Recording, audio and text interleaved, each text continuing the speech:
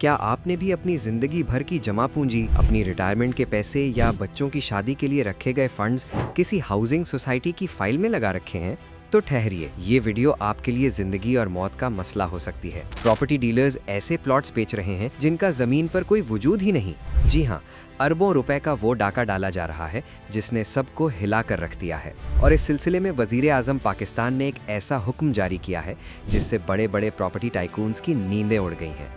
क्या आपकी फाइल कानूनी है या महज कागज का टुकड़ा? चलिए जानते हैं आज की इस खास वीडियो में। नाजरीन, ये सब शुरू हुआ द न्यूज़ की एक चौंका देने वाली रिपोर्ट से, जिसने इंकिशाफ किया कि इस्लामाबाद और रावलपिंडी की निजी हाउसिंग स्कीमों ने वो प्लॉट भी बेच दिए जो ज़मीन पर हैं ही नहीं।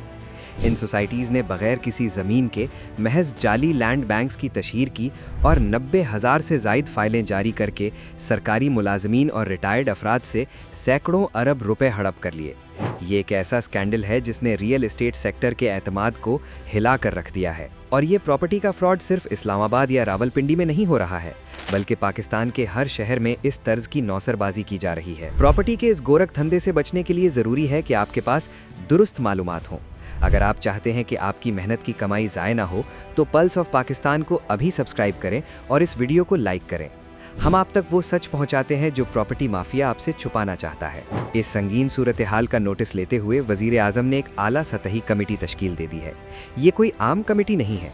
इसकी सरबराही वफाकी वज़ीर कानून और इंसाफ कर रहे हैं और इसमें चेयरमैन FBR, नैब के ग्रेड 21 के अफसरान, तमाम सूबों के रेवेन्यू बोर्ड्स के मेंबरान और आबाद यानी ABAD के नुमाइंदे शामिल हैं। इस कमेटी का काम क्या है? प्रॉपर्टी फाइलों की कानूनी हैसियत का जायजा लेना, डेवलपर्स की जानिब से की जाने वाली जाली या दोहरी फाइलों के इजरा को रोकना और टैक्स चोरी को रोककर रेवेन्यू के निज़ाम को शफाफ बनाना।